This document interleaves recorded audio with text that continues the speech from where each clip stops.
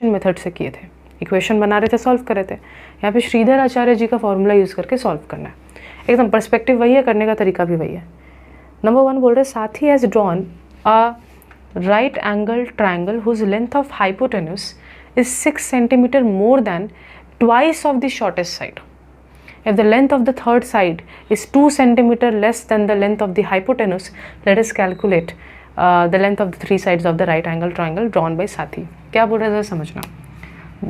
Number 1, साथी जी ने एक राइट एंगल ट्रायंगल बनाया, तीनों साइड्स इसके बराबर नहीं है, अनइक्वल है।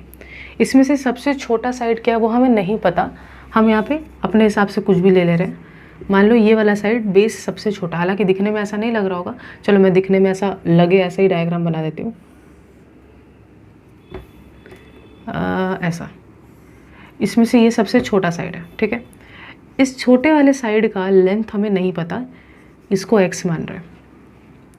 बस बोल रहा है कि जो हाइपोटेनुस है ना वो इस शॉर्टेस्ट साइड के दुगने से भी 6 ज़्यादा है, यानी शॉर्टेस्ट साइड का दुगना करोगे, यानी अगर शॉर्टेस्ट साइड मान लो 10 सेंटीमीटर था तो हाइपोटेनस 10 नहीं है, हाइपोटेनस 10 का दुगना 20, उससे भी 6 ज़्यादा यानी कि 26 है, ठीक है। और जो तीसरा वाला साइड है, थर्ड साइड, वो हाइपोटेनस से 2 कम है, तो हाइपोटेनस जितना है उससे 2 कम यानी कि 2x + 4 है। तो फिर जो तीनों साइड से उनका लेंथ कितना होगा, तो हम बोलते हैं let the right angle triangle drawn by साथी B ABC। ABC वो राइट एंगल ट्रायंगल है, BC is the shortest side, BC को हम लोगों ने शॉर्टेस्ट साइड लिया है। लेंथ जो है इसका वो है x, यहाँ पे सेंटीमीटर में बातचीत हो रहा है तो x centimetre. AC is the hypotenuse जिसका लेंथ शॉर्टेस्ट साइड का 2 गुना से 6 ज़्यादा है। And AB is the third side, ठीक है जी। और इसके बारे में हम लोगों को क्या बोल रहा है, इसके बारे में हम लोगों को बोल रहा है कि AB is the third side जो कि है 2x + 4। कैसे आया, हाइपोटेनस का जो भी आया था उससे 2 कम यानी 2x + 4 सेंटीमीटर। ये क्या है, ये AB है। अब यहाँ पे हम लोगों को बोल रहा है कि ये तीनों जो साइड्स होंगे, इन तीनों साइड्स का तुम यहाँ पे वैल्यू बताओ। तो एक्चुअल में यहाँ पे तुम लोगों को यूज़ करना है something which is known as Pythagoras theorem. अगर तुम लोग ये पहला चैप्टर कर रहे हो तो हो सकता है नहीं पता हो, लेकिन मैं हमेशा बोलती हूँ बहुत सारे चैप्टर्स और करके घूम के आते हैं तब हम लोग यहाँ पे इस पोर्शन पे पहुँचते हैं। पाइथागोरस थ्योरम क्या कहता है कि हाइपोटेनुस जो होता है वो परपेंडिकुलर है ना, जो सबसे स्ट्रेट खड़ा है वो परपेंडिकुलर है, जैसे लेटा हुआ है वो हाइपोटेनुस है, और ये जो नीचे का बेस है वो बेस कहलाता है।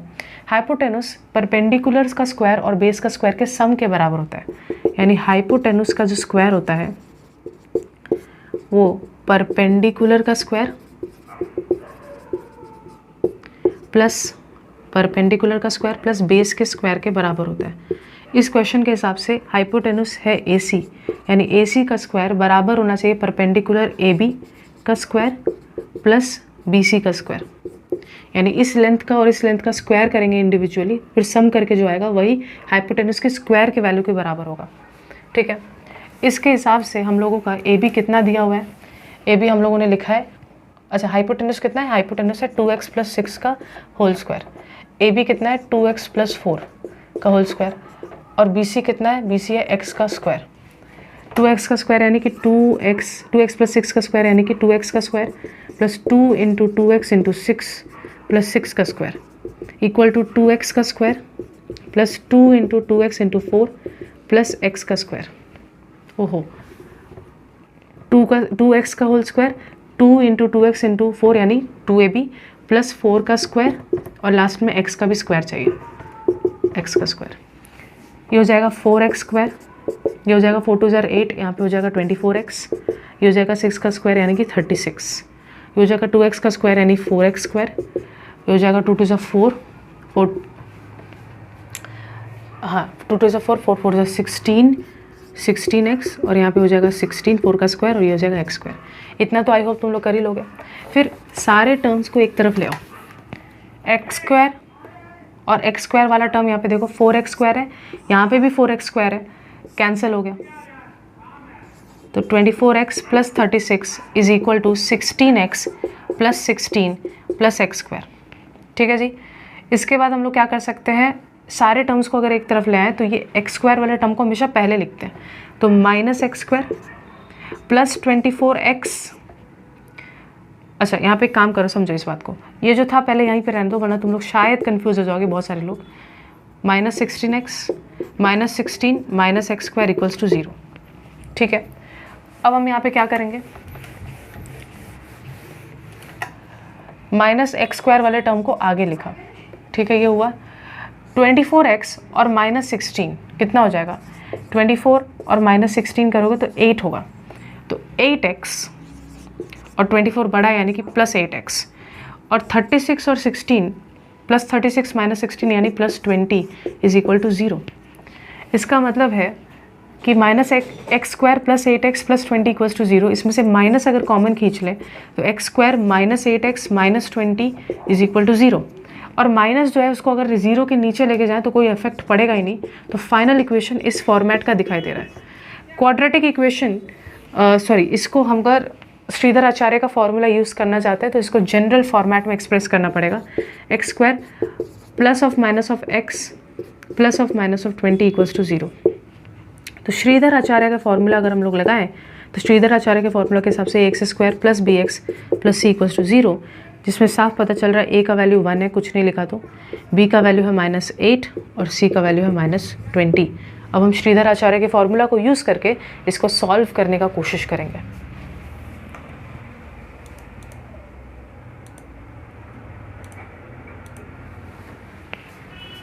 ठीक है, श्रीधर आचार्य का फॉर्मूला अगर हम यूज़ करें इसमें तो ये क्या हो जाएगा, x इक्वल्स टू, यहाँ पे श्रीधर आचार्य लग रहा है, Shridhar Acharya formula full form करके लिखना, minus b plus minus b square minus 4ac by 2a। तो माइनस ऑफ -8 प्लस माइनस 8 का square -4 into a into -20 by 2 into 1, a का वैल्यू 1 है, minus minus plus plus minus -8 का स्क्वायर यानी 64 minus minus plus 4 into 20, 4 2 ज़र 8, तो ये 80 हो जाएगा बाई 2 यानी 8 प्लस माइनस 80 प्लस 64 जो कि हो जाएगा 144। अब अभी तक याद हो जाना चाहिए कि 144 का स्क्वायर रूट होता कितना है। तो तुम लोग जानते हो कि 144 का स्क्वायर रूट 12 होता है। इसका मतलब है x का वैल्यू 8 प्लस 12 बाई 2 है और x का वैल्यू 8 माइनस 12 बाई 2 है, यानी ऐड करेंगे तो x का वैल्यू आ गया 20 बाई 2 यानी कि आ गया 10, यानी x का वैल्यू है 10। और यहाँ पे आ गया x का वैल्यू -4 बाई 2 यानी x का वैल्यू है -2। ये हुआ। ऑलराइट, अब ज़रा समझो, x का ये दो वैल्यूज़ आ गया, एक आ गया 10, एक आ गया -2, हो गया। अब यहाँ पे समझो x था क्या, x था length of the shortest side. क्या शॉर्टेस्ट साइड का लेंथ कभी भी नेगेटिव हो सकता है? Since x represents the length of the shortest side जो कि है BC, it can't be negative. किसी साइड का लेंथ तो नेगेटिव नहीं हो सकता। इसका मतलब है BC का जो लेंथ है वो 10 है। अगर BC का लेंथ पता चल गया तो हम बाकी सारे साइड्स का निकाल सकते हैं। BC का लेंथ 10 है तो AC का कितना होगा, AC होता है 2x प्लस 6 यानी कि 2 इंटू 10 प्लस 6। भाई मैंने तो अंदाज़ा लगाया था कि BC का लेंथ 10 होगा, तो हाँ तो 10 ही आ गया है ना। स्टार्टिंग में मैंने यहाँ पे नहीं लिखा था अंदाज़ा में 26 सेंटीमीटर।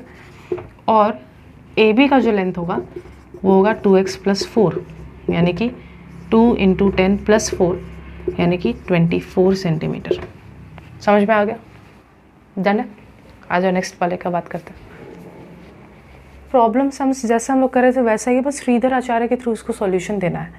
बोल रहा है if a 2 digit positive number is multiplied by its unit digit then the product is 189. If the tens digit is twice of its unit digit then let us calculate the units digit. तुम लोग जानते हो इसके बारे में, पहले ही बता दी हूँ. 2 डिजिट का नंबर है, वंस और टेंस प्लेस में कुछ रखा होगा. वंस प्लेस को हम लोग यूनिट्स डिजिट भी बोलते हैं. यहाँ पे जो भी नंबर लिखा है उसको मान लो x है. यहाँ लिख रहा है कि टेंस डिजिट में जो भी नंबर है वो यूनिट्स डिजिट का दुगना है. ठीक है, तो अगर यूनिट्स डिजिट में x है तो टेंस डिजिट में 2x है. अगर यूनिट्स डिजिट में 10 है तो टेंस डिजिट में 10 तो नहीं हो सकता. अगर यूनिट्स डिजिट में 9 है,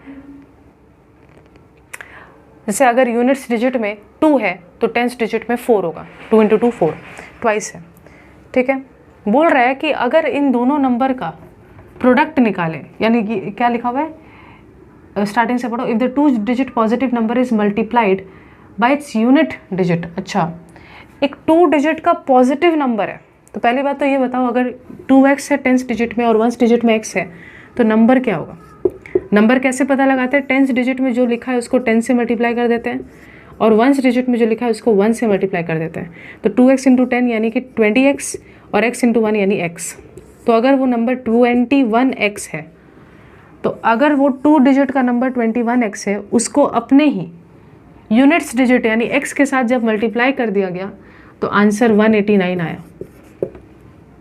और बोल रहा है अगर टेंस डिजिट वाला नंबर 2 गुना है अपने यूनिट्स डिजिट से तो यहाँ पे यूनिट्स डिजिट कितना होगा. यानी तुम समझो 2 डिजिट का नंबर है, यूनिट्स डिजिट में x लिखा है, टेंस डिजिट में उसका दुगना है. वो जो भी नंबर है वो हम लोगों ने पता लगाया तो पता आया 21x. अगर उस नंबर को वापस उसी के यूनिट्स डिजिट वाले नंबर से मल्टीप्लाई कर दिया गया तो जो प्रोडक्ट आ रहा है वो 189 आ रहा है. तो यही है हमारा क्वेश्चन. आ जाओ इसको करते हैं. लिखते हैं let the number in the units digit be x. Units digit में जो नंबर है वो x है. Therefore the number in the tens digit is equal to 2x. तो जो नंबर होगा वो कितना होगा, जो भी टेंस डिजिट में लिखे उसको 10 से मल्टीप्लाई करो, यूनिट्स डिजिट में जो 1 से मल्टीप्लाई करो. 20x + x यानी कि 21x ये नंबर है. जब इस नंबर को अकॉर्डिंग टू द प्रॉब्लम, जब इस नंबर 21x को खुद के ही यूनिट्स वाले प्लेस यानी x से मल्टीप्लाई कर दिया गया तो आंसर 189 आया. यानी 21x² 189 के बराबर है. पहले तो हम यहीं पे काट कटाई करेंगे. कैसा काट कटाई दीदी, यहाँ पे 7 के टेबल से 3 के टेबल से भी काट सकते हो. 3 के टेबल से ये कटेगा 7 बार में, 3 के टेबल से करेगा 63 बार में, 7 के टेबल में 1 बार में, 7 के टेबल में 9 बार में. यानी x² का वैल्यू आ गया 9. लेकिन मुझे श्रीधर आचार्य का फॉर्मूला यूज़ करके इसको सॉल्व करना है. तो इसको इस तरफ लिखे तो x² - 9 = 0. अब देखो समझो, नॉर्मल सॉल्व करना होता तो अभी मैं रूट में डाल के +-3 लिख देती, लेकिन मुझे श्रीधर आचार्य से सॉल्व करने बोला है. तो मैं क्या बोलूँगी कि देखिए x² - 9 = 0 आया. आप जानते हैं कि जो एक जनरल इक्वेशन होता है वो एक होता है x² + bx + c = 0. x² के आगे कुछ नहीं यानी 1 है, बट यहाँ पे x वाला टर्म तो है ही नहीं. bx x वाला एक टर्म होना चाहिए, तो x² वाला टर्म है और बिना x वाला टर्म है. x वाला टर्म नहीं है तो हम ज़बरदस्ती लिखेंगे x वाला टर्म, लेकिन वो तो है नहीं, इसलिए हम उसके आगे 0 लिखेंगे. यानी 0 × x तो 0 हो जाएगा, जिसकी वजह से x का कोई टर्म नहीं आएगा. और लास्ट में +(-9). देखो तो ये यहीं पे पहुँचोगे कि नहीं. 1x² यानी x², 0 × x यानी कि 0x दिखाई नहीं देगा, 0 हो जाएगा, और +(-9). हम लोग जानते हैं कंपेयर करेंगे, comparing with the quadratic equation ax² + bx + c = 0. हमको पता चल रहा है कि a का वैल्यू है 1, b का वैल्यू है 0 और c का वैल्यू है -9. श्रीधर आचार्य इस फॉर्मूला के हिसाब से x का वैल्यू -b ±√(b² - 4ac/2 है. यानी x का वैल्यू है -0, क्योंकि 0 का b का वैल्यू तो 0 है, ±√0² -4 × a × c/2 × a. यानी x का वैल्यू हो गया -0. अब -0 + 0 इससे कोई मतलब नहीं है, इसका कोई वैल्यू नहीं होगा. प्लस माइनस 0 का स्क्वायर यानी कि कुछ मैटर नहीं करता, प्लस माइनस माइनस प्लस, और 9 इंटू 4 यानी कि 36/2। अब 36 जो होता है वो 6 का मतलब 36 का रूट लेने पे 6 आता है।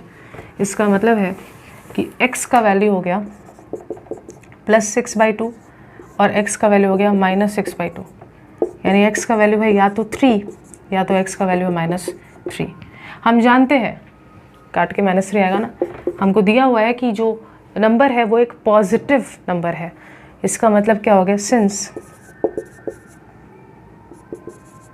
द नंबर इज पॉजिटिव, क्योंकि वो नंबर पॉजिटिव है, हेंस x जो है वो -3 हम नहीं ले सकते, इसका मतलब x का वैल्यू है 3। तो यूनिट्स डिजिट वाले नंबर को x माना था, इसका मतलब है यूनिट्स डिजिट वाला नंबर 3 है। तुम देखो जो क्वेश्चन लिखा उस हिसाब से सही आ रहा है कि नहीं। अगर यूनिट्स डिजिट में 3 है तो टेंस डिजिट में 3 का ट्वाइस यानी 6 होगा। तो नंबर कितना होगा, 6 × 10 + 3 × 1 यानी कि 60 + 3 यानी कि 63। अगर 63 को उसके यूनिट्स डिजिट से ही मल्टीप्लाई कर दो तो देखो 189 आता है। देखो करके आता ही है बिल्कुल। तो हो गया नंबर 3 का नंबर 2 सॉल्व हो गया।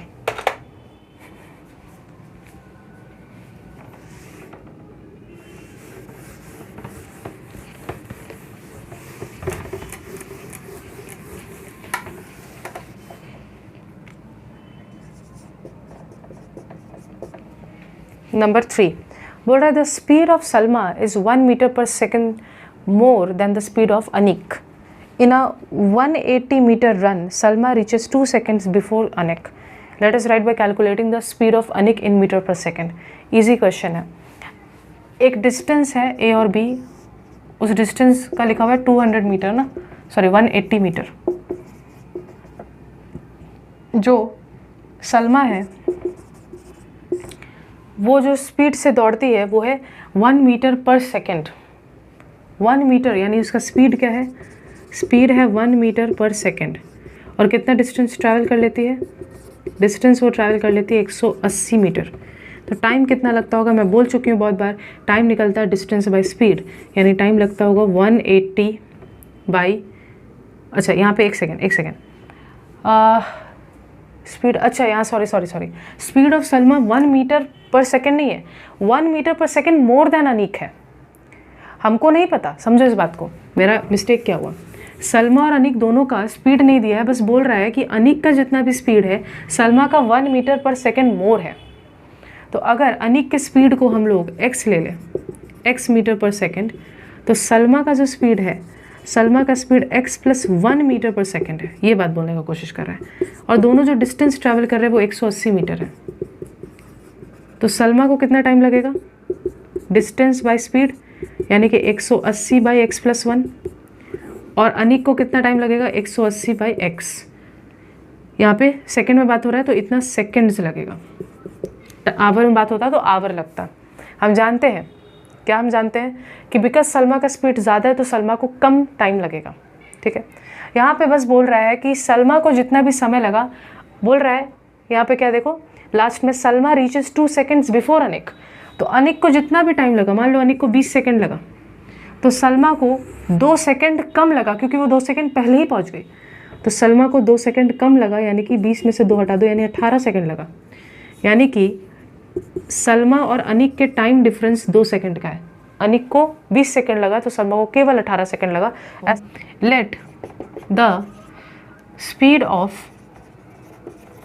अनिक बी x मीटर पर सेकेंड। अनिक के स्पीड को हम x मीटर पर सेकेंड ले लेते हैं। Time taken by Anik to reach 180 metre is equal to, हम जानते हैं 180 बाई x सेकेंड्स है ना, हम लोग ये सीख चुके हैं कि कैसे आता है। सिमिलरली अगर यहाँ पे अनिक को x मीटर पर सेकेंड का समय लग रहा है, speed of Salma x + 1 metre पर सेकेंड का है, therefore time taken by Salma to reach 180 metre हो जाएगा 180 बाई x + 1। बिकॉज सलमा का स्पीड ज़्यादा है तो उसको कम समय लगेगा, तो अनिक को जितना भी समय लग रहा है सलमा को कम लग रहा है, तो अनिक और सलमा का समय का डिफरेंस कितना है, 2 सेकेंड का। यही बोला है, 2 सेकेंड पहले पहुंच जा रही है, यानी 2 सेकेंड का समय डिफरेंस है। यानी according to the problem Anik को जितना भी समय लगा उसमें से, मतलब अनिक और सलमा के समय का जो डिफरेंस है वो 2 सेकेंड का है।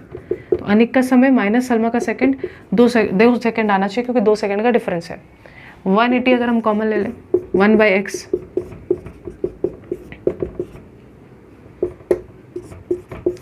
यानी 90 bracket 1/x by 1 minus 1/x plus 1। ठीक है, अब हम क्या करते हैं, 90 को उस तरफ भेज देते हैं, तो क्या हो जाएगा 1/x minus 1/x plus 1 is equal to 1/90। अगर हम लोग एलसीएम लिए तो x इंटू एक्स प्लस 1, इस पूरे चीज़ को इससे डिवाइड करेंगे तो बचेगा x प्लस 1, इस पूरे चीज़ को इससे डिवाइड करेगा तो बचेगा x।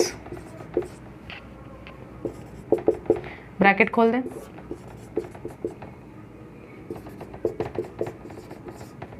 कट गया, यानी 1/x² plus x by 1/90। Cross multiply करें, इसका मतलब x² plus x equal to 90, यानी x² plus x minus 90 equal to 0। ऐसा क्वेश्चन हम कर चुके हैं, इसलिए मेरे को इतना कॉन्फिडेंस है कि तुमने अच्छा से प्रैक्टिस किया तो ये कर पाओगे। ठीक है, अगर हम लोग इसको एक्सप्रेस करें कि जनरल फॉर्मेट में तो ऐसा दिखेगा। इसको अगर हम लोग जनरल क्वाड्रेटिक इक्वेशन के साथ कंपेयर करें तो हमको समझ में आ रहा है कि a का वैल्यू 1 होगा, b का वैल्यू 1 होगा, c का वैल्यू माइनस 90 होगा। श्रीधर आचार्य फॉर्मूला अगर हम अप्लाई करें तो x का value -b plus minus √b² minus 4ac by 2a होगा। इसका मतलब है, साफ पता चल रहा है कि x का वैल्यू -1 प्लस माइनस 1 का स्क्वायर माइनस 4a यानी 4 into 1 into minus 90 by 2a होगा, यानी 2 इंटू 1 यानी -1 प्लस माइनस 1 का स्क्वायर यानी 1 और माइनस माइनस प्लस 9 4 ज़ा 360 बाई 2।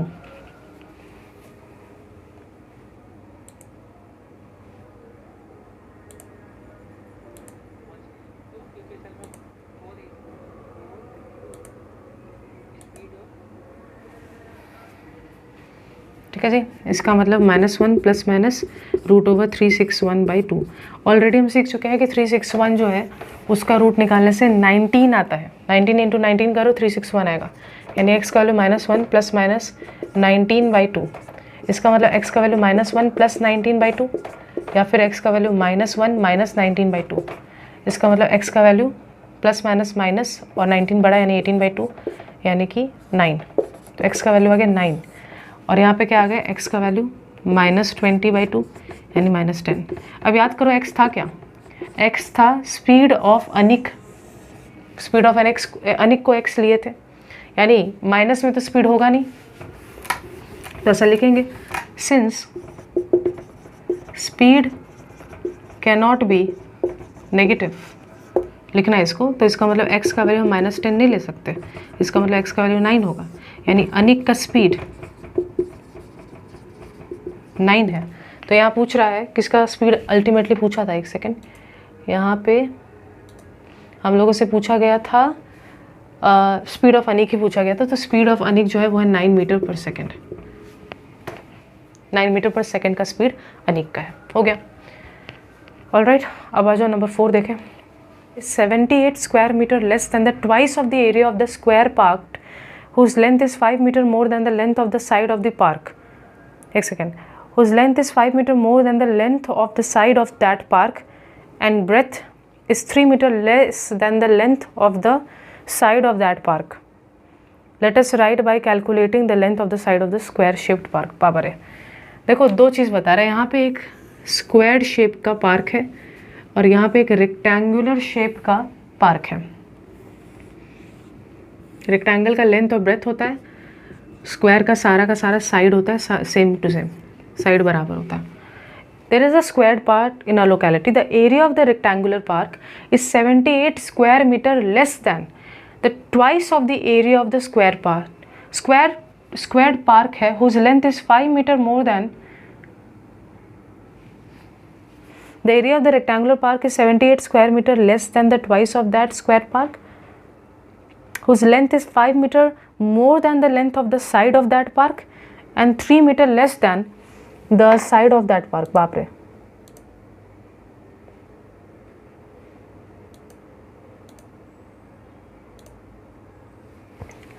अच्छा फिर यहाँ पे बोल रहा है whose length is 5 meter more than the length of the side of that park. ये क्वेश्चन का जो फॉर्मेशन किया ना, इंग्लिश में लगता है बड़ा कमज़ोर था वो आदमी, क्योंकि दैट पार्क तो भैया दोनों ही पार्क है, तो मुझे कैसे समझ में आएगा आप किसका बात कर रहे हो।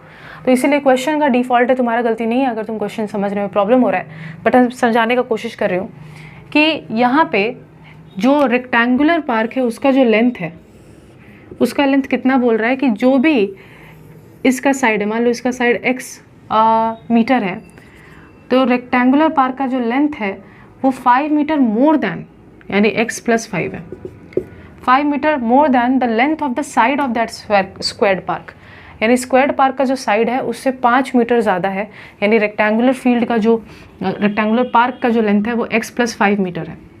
And breadth is 3 metre less than the side of that park, और ब्रेथ तो इसका हर साइड ही x होगा, तो जो इसका ब्रेथ है वो, इसका जो ब्रेथ है वो x - 3 है, यानी 3 मीटर कम है। इसका मतलब समझो, अगर इसका लेंथ 5 है, अगर इसका साइड 5 है तो इसका साइड 5 + 5 10 है, और इसका ब्रेथ कितना है 5 - 3 2 है, ऐसा बोलने की कोशिश कर रहा है।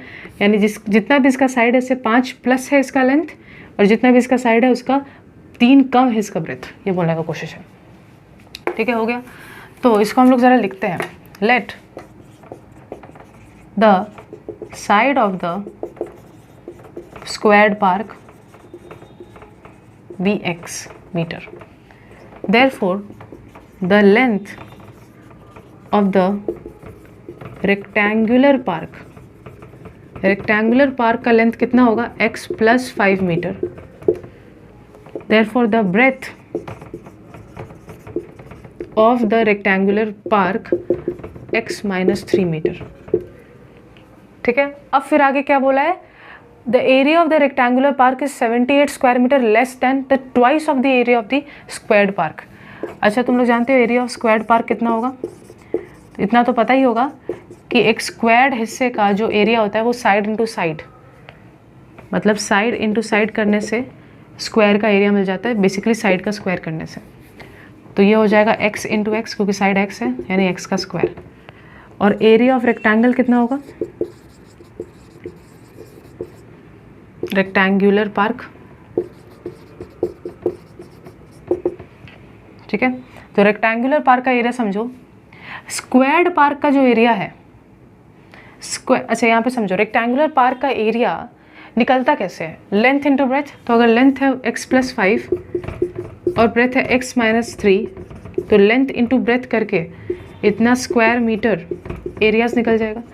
इसका मतलब स्क्वायर पार्क का एरिया होगा साइड इंटू साइड, यानी x का स्क्वायर, और area of the rectangular park होगा x + 5 और x - 3 इनका product square metre, length into breadth. ठीक है यहाँ तक। अब क्या बोला है प्रॉब्लम में, स्क्वायर्ड पार्क का जो भी एरिया आया, ठीक है, यहाँ पे क्या बोल रहा है, जो एरिया ऑफ द ट्रायंगल है, यहाँ पे बोल रहा है जो एरिया ऑफ द रेक्टेंगल है x + 5 x - 3 वो बराबर है, तो क्या लिखा है, the area of the rectangular park is 78 square metre less than twice of that area of the squared park.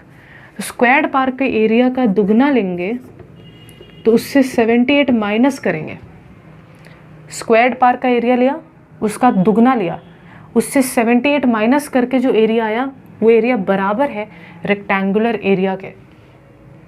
एक रेक्टेंगुलर फील्ड का जो एरिया है वो बराबर आ रहा है स्क्वायर्ड पार्क के एरिया के ट्वाइस में से 78 हटा के जो आता है।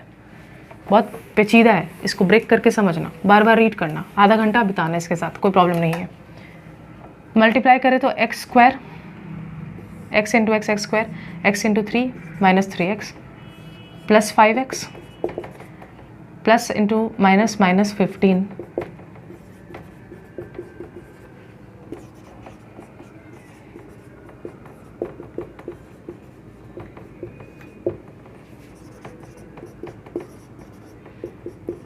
इसको इधर ले आते हैं, इसको इधर ले आते हैं, यानी माइनस 2x² माइनस और उधर ले आए तो प्लस 78। तो क्या हो जाएगा, x² में से माइनस 2x², x² में से 2x² हटा लेंगे तो माइनस x² बचेगा। 2x तो पड़ा हुआ है, ठीक है, और 78 में से 15 हटा लेंगे तो 3 और 7 में से 1 चला गया, यानी कि 7 में से अगर 1 चला जाएगा तो दिस विल बी 63 और 78 बढ़ा है तो यानी प्लस 63। माइनस को कॉमन लेके हटा दे क्या, कॉमन लेके हटा देते हैं तो सब जगह माइनस साइन चेंज हो जाएगा, माइनस नीचे जाएगा तो कोई इफेक्ट पड़ेगा नहीं। ये फाइनली हमारे पास इक्वेशन तैयार हुआ। आई नो बड़ा क्वेश्चन है। अब इसको हम लोगों को कंपेयर करना है जनरल इक्वेशन के साथ, यानी x² minus 2x minus 63 equals to 0। इसको अगर हम लोग कंपेयर करें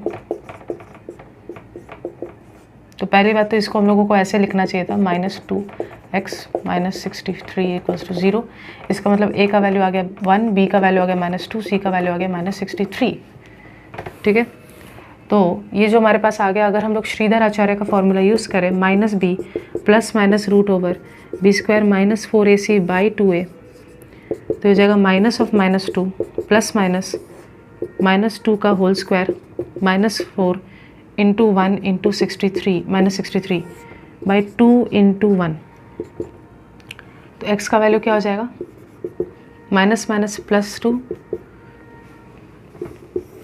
-2 का स्क्वायर यानी 4, माइनस माइनस प्लस 63 इंटू 4 कितना हो जाएगा, 4 3 ज़ा 12, 6 4 ज़ा 24, 252 बाई 2। तो यानी x का वैल्यू हो गया 2 प्लस माइनस 256 बाई 2। ठीक है जी, इसका मतलब क्या आ गया, x का वैल्यू आ गया 2 प्लस माइनस 256 का रूट बाई 2। ठीक है, अब हम लोग 256 का फैक्टराइजेशन कर लेते हैं। 2 के टेबल में 1 2 8, 2 के टेबल में 64, 2 के टेबल में 32, 2 के टेबल में 16, 2 के टेबल में 8, 2 के टेबल में 4 सॉरी, ओके, 2 का जोड़ा 2 का जोड़ा 2 का जोड़ा 2 का जोड़ा, तो इसमें से 2 जंप करेगा, इसमें से 2 जंप करेगा, इसमें से 2 जंप करेगा, इसमें से, तो यानी कि टोटल 16 जंप करेगा। यानी कि सबका जोड़ा बन गया, यानी कि 256 का अगर स्क्वायर रूट लेंगे तो 16 आएगा। यानी x का वैल्यू है 2 प्लस 16 बाई 2, या फिर x का वैल्यू है 2 माइनस 16 बाई 2। इसका मतलब x का वैल्यू है 18 बाई 2, इसका मतलब 9, और x का वैल्यू है माइनस 14 बाई 2, जो कि हो जाएगा -7। अब x जो था वो साइड था, स्क्वायर के साइड को x नाम दिए थे, तो यहाँ पे लिखेंगे since x is the length of the side of the squared field या squared park, it can't be negative. Negative तो नहीं हो सकता। अगर नेगेटिव नहीं हो सकता, इसका मतलब है x का वैल्यू है 9, इसका मतलब side of the square field या स्क्वायर्ड पार्क हो जाएगा 9 मीटर। ठीक है जी, 9 मीटर हो गया। ऑलराइट, स्क्वायर्ड फील्ड जो स्क्वायर्ड पार्क है उसका जो लेंथ है 9 मीटर का है। Let us move on to the number 5 वाला क्वेश्चन। समझने में थोड़ा सा डिफ़िकल्ट होता है इसको, इसलिए मैं कोशिश करूँगी बहुत धीरे धीरे तुम लोग को ये बात समझाने का। बोल रहे इन our village Pralay Babu bought 350 chilli plants for planting in his rectangular land. When he put the plant in rows, he noticed that if he would put 24 rows more than the number of plants in each row, 24 rows नहीं होना चाहिए, actually वहाँ पे line होना चाहिए, 24 lines more than the number of plants in each row, 10 plants would remain in excess. Let us write by calculating the number of plants he put in each row. बहुत ही अच्छा question है, समझने का थोड़ा सा प्रयास करेंगे। क्वेश्चन भूल जाओ, मैं अपने लैंग्वेज में इसको समझाने की कोशिश कर रही हूँ। मान लो हम लोगों ने चिली प्लांट्स उगाने का जिम्मेदारी लिया। रो समझते हो, जो लेटा लेटा लाइन होता है उसको रो बोलते हैं।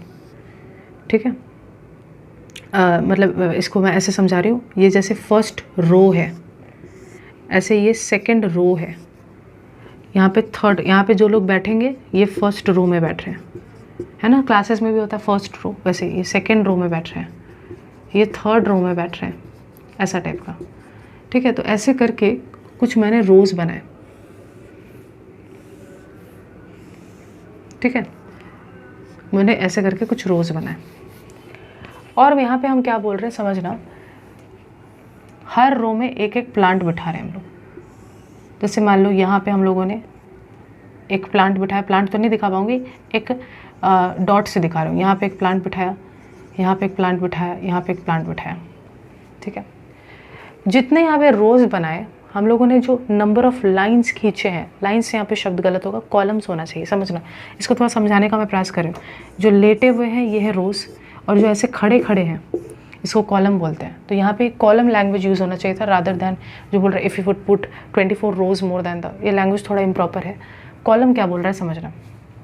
जैसे यहाँ पे समझो, अगर 1 2 3 1 2 3 ये फर्स्ट रो है, ये सेकेंड रो है, ये थर्ड रो है। और मान लो मैंने बोला कि यहाँ पे 3 रो है ना, लेकिन मैंने जो कॉलम्स क्रिएट किए वो मैंने एक ज़्यादा क्रिएट किए, यानी जितने भी रोज़ थे, यानी जैसे इस केस में 3 रोज़ थे तो मैंने एक ज़्यादा कॉलम यानी टोटल 4 कॉलम क्रिएट किए। इसका क्या मतलब हुआ, ये एक खांचा है, फर्स्ट कॉलम, यहाँ पे सारे कॉलम्स का नाम हो रहा है। ठीक है, और ये सारे रोज़ हैं। तो रोज़ है 1 2 3, कॉलम्स कितने हो गए, एक ज़्यादा क्रिएट करूँगी, फर्स्ट कॉलम, ये सेकेंड कॉलम, ये थर्ड कॉलम और ये फोर्थ कॉलम। बात समझ में आया। ऐसे करके मान लो मैंने क्वेश्चन ऐसे बनाया कि मैंने, बता रही हूँ उसको, मैंने क्वेश्चन ऐसे बनाया, एक सेकंड भाई ये अंदर चला जाएगा। मैंने कुछ इस प्रकार से डिवीज़न किया है कि मान लो अगर यहाँ पे मैं 5 रोज़ बना रही हूँ, first second third fourth fifth. ठीक है, 5 अगर मैं रोज़ बना रही हूँ तो मैं कॉलम्स जो है वो 2 ज़्यादा बना रही हूँ। कॉलम 5 + 2 यानी कि 7 बनाऊंगे। तो समझना, जैसे यहाँ पे 1 2 3 4 5 रोज़ हैं, यानी first row, second row, third row, fourth row, fifth row. Column कैसे बनाऊंगे देखो, first column, second column, third column, fourth column, fifth column, sixth column, seventh column. ठीक है, ऐसे करके। ओके, तो यहाँ पे तुम लोग अगर लाइफ साइंस में चेकर बोर्ड पढ़ो, कुछ वैसा टाइप का ही है। लाइफ साइंस वाला चेकर बोर्ड जैसा कहानी चल रहा है ना। जब तुम लोग यहाँ पे monohybrid dihybrid cross करोगे उसमें भी देखोगे ऐसे कुछ हम लोग बनाते हैं। अब यहाँ समझना, तुम बोल सकते हो इस पूरे के पूरे जो मैंने नंबर ऑफ़ कॉलम्स कितने बनाए हैं, 7 कॉलम्स हैं और 5 रोज़ हैं, कितने प्लांट्स आएंगे यहाँ पे अगर हम लोग यहाँ पे प्लांट्स लगाएं, कितने प्लांट्स आएंगे कैलकुलेट करें। मान लो हर रो और हर कॉलम में जो ये बक्सा बन रहा है इसमें एक एक प्लांट है। 1 2 3 4 5 6 7 8 9 10 11 12 13 14 15 16 17 18 19 20 21 22 23 24 25 26 27 28 29 30 31 32 33 34 35 प्लांट्स आए। तुमको एक बात बताऊँ, इतना मेहनत नहीं करके भी बता सकती थी। रोज़ कितने हैं 5, कॉलम्स कितने 7, 5 × 7 करो 35 ही आएगा। यानी तुम मल्टीप्लाई भी कर दो तो भी तुमको पता चल जाएगा कितने, अगर हर एक डब्बे में एक एक प्लांट जा रहा है तो 35 प्लांट्स आएंगे। ठीक है, ऐसे एकदम सिमिलर क्वेश्चन है ये क्वेश्चन बोल रहा है कि मान लो हम लोगों ने जितने रोज़ बनाए वो तो नहीं पता, हम लोगों ने x नंबर ऑफ़ रोज़ बनाए।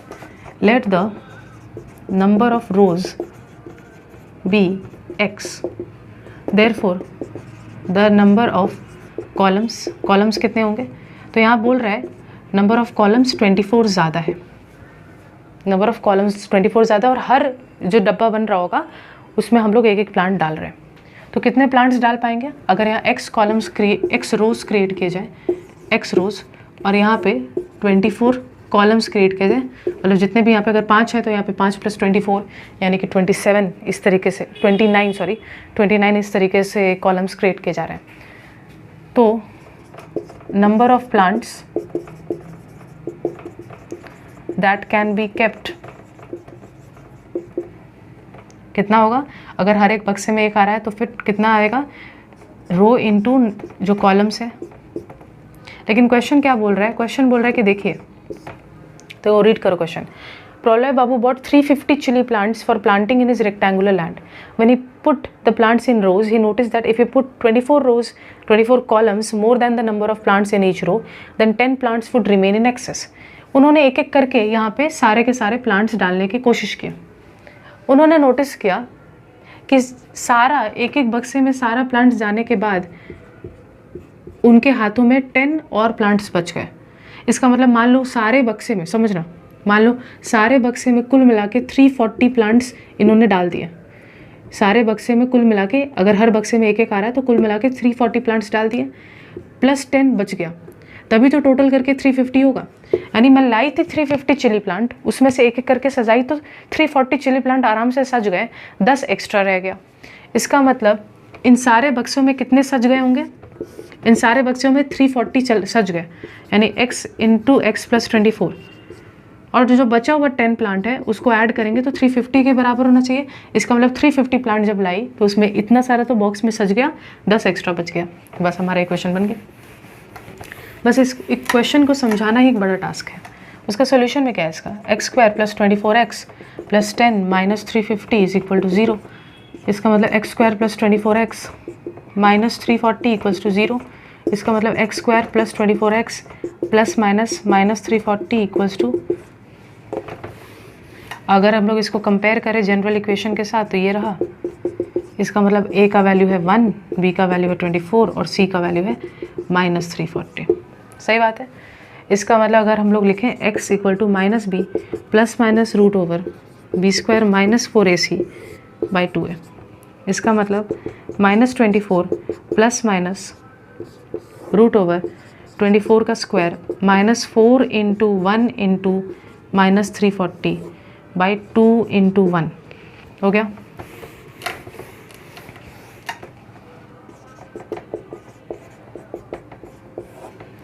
अब 24 का स्क्वायर कितना होता है? 24 इंटू 24, 4 4 ज़ा 16, 4 2 ज़ा 8 और यहाँ पे आ जाएगा 9, 4 2 ज़ा 8 और यहाँ पे आ जाएगा 4, 576 और माइनस माइनस प्लस हो जाएगा. और 340 इंटू 4 तो 4 0 ज़ा 0, 4 4 ज़ा 16, 4 3 ज़ा 12 और यहाँ पे आ जाएगा 13. तो 1360 होल डिवाइडेड बाई 2, यानी x equal to minus 24 plus minus 576 plus 1360 और 576 को ऐड कर देते हैं 6 और 7 और 6 को ऐड करेंगे तो 13, ये हो जाएगा 9, यानी 1936 बाई 2 ये आया.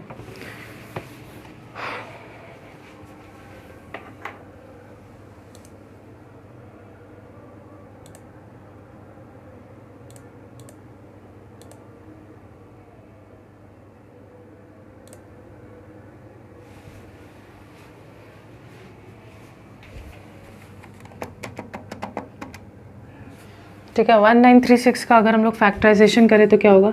1936 2 के टेबल में आ गया 9 बार में, 6 बार में और 8 बार में. फिर 2 के टेबल में आ गया 4 बार में, 8 बार में और 4 बार में. फिर 2 के टेबल में 2 4 2 बार में. फिर 2 के टेबल में 1 2 1 बार में. 11 के टेबल में 11 बार में. ठीक है. तो देख पा रहे हो 11 का जोड़ा निकल गया, 2 का जोड़ा और 2 का जोड़ा, यानी 2 का जोड़ा आ गया, 2 का जोड़ा आ गया, 11 का जोड़ा आ गया, यानी 44. यानी सब जोड़ा के बाहर आ जाएगा 44, यानी x का वैल्यू आ गया माइनस 24 प्लस 44 बाई 2. इसका मतलब है, और एक आ जाएगा माइनस 24 माइनस 44 बाई 2. इसका मतलब x equal two plus 20 by 2 यानी कि x इक्वल टू 10. और यहाँ पे आ जाएगा x का वैल्यू माइनस 8 और यहाँ पे 6 माइनस 68 बाई 2 यानी कि माइनस 34. अब माइनस 34 तो हम ले नहीं सकते क्योंकि x था नंबर ऑफ रोज और नंबर ऑफ रोज थोड़ी नेगेटिव होगा. तो लिखेंगे since x represents the number of rose it can't be negative. Negative तो वो हो नहीं सकता. इसका मतलब है x का वैल्यू माइनस 34 हम नहीं ले सकते, यानी x का वैल्यू हम 10 लेंगे. तो नंबर ऑफ रोज अगर 10 है तो नंबर ऑफ कॉलम्स कितना होगा? हम लोग अभी देखें कि नंबर ऑफ रोज से 24 ज़्यादा, यानी 34 कॉलम्स हैं. सही बात है. तो यहाँ पे समझो, यहाँ पे पूछा क्या था, the number of plants he can put in each row. तो हर एक रो में वो कितना प्लांट बिठा पाएगा। तो समझो इस बात को, जितना रो होगा उतना ही ना प्लांट बिठाएगा। अब यहाँ पे देखो क्वेश्चन पूछने का पूछ क्या रहा है, let us calculate the number of plants he can put in each row. तो समझो यहाँ पे बात को, थोड़ा क्वेश्चन को गहराई से समझो। मान लो मैंने यहाँ पे 5 रोज क्रिएट किया, 1 2 3 4 5, ठीक है, और मैंने 4 कॉलम्स क्रिएट किया। तो अगर मैंने 5 रो क्रिएट किया और 4 कॉलम्स क्रिएट किया, उसका मतलब नहीं है हर एक रो में कितना प्लांट्स रख पाऊंगी, 1 2 3 4। भाई जितने कॉलम्स होंगे उतने ही ना हर रो में प्लांट आएंगे। एक कॉलम है, एक रो है, ये एक रो है, इसमें अगर 1 2 3 4 कॉलम है तो 4 ही प्लांट्स आएंगे। तो यहाँ जो क्वेश्चन पूछ रहा है, पूछने का तरीका बहुत गलत है। बोल रहा है let us write by calculating the number of plants in each row. तो number of plants each row में कितने हैं, हर एक रो में 24 प्लांट है। समझना, आंसर मैं दोनों कर दे रही हूँ क्योंकि क्वेश्चन पूछने का ढंग बहुत गलत है। अगर मेरे से पूछा होता कि हर एक कॉलम में, ये देखो ये एक कॉलम है, इस कॉलम में कितने प्लांट आ रहे हैं, तो 1 2 3 4 5, जितने रोज होंगे उतने ही प्लांट्स आएंगे अगर एक कॉलम का बात करें। तो number of plants in each column, अगर मैं एक कॉलम का बात करूं तो एक कॉलम में उतने ही प्लांट्स आ सकते हैं जितने रोज हों। तो वो तो 10 है क्योंकि 10 रोज हैं, एक्स का वैल्यू यानी 10 रोज है। और अगर पूछता है कि एक रो में कितने सारे प्लांट्स आएंगे, तो एक रो में उतने ही प्लांट्स आएंगे जितने कॉलम्स होंगे। Number of plants in each row, ये जो पूछ रहा है इसका आंसर देख पा रहे हो, इस क्वेश्चन के हिसाब से 34 कॉलम्स हैं, क्योंकि अगर रो 10 है तो 24 और ऐड करके 34 कॉलम बनेंगे। तो अगर 34 कॉलम है तो ऐसे 34 प्लांट्स आ पाएंगे एक रो के अंदर। तो एक कॉलम में 5 प्लांट्स आएंगे, एक रो में 34 प्लांट्स आएंगे। ये बात है जी हाँ।